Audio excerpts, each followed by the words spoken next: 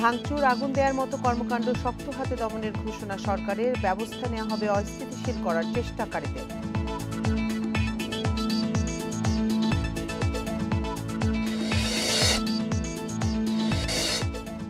রাতে মিন্টো রোডে বৈষম্য বিরোধীদের অবস্থান কর্মসূচি। নিষিদ্ধ ছাত্রলীগের সদস্য তালিকাভুক্ত আসামিদের গ্রেপ্তার দাবি।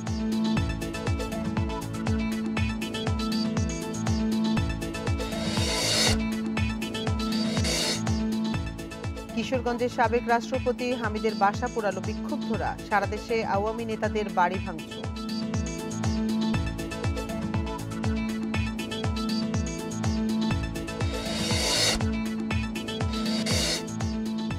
অভিনেত্রী মেহের আফরোজ শাওন ও সোহানা সাবাকে গ্রেপ্তার করেছে ডিবি।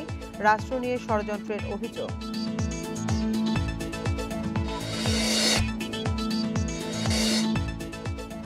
একুশের বইমেলায় বন্ধ হয়নি নিষিদ্ধ পলিপ্রোপাইলিন বা টিস্যু ব্যাগের ব্যবহার।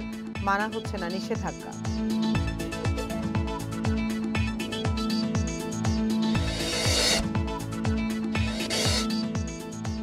আন্তর্জাতিক অপরাধ আদালতের উপর নিষেধাজ্ঞা আরোপ করেছে যুক্তরাষ্ট্র। নির্বাহী আদেশে সই করেছেন ট্রাম্প।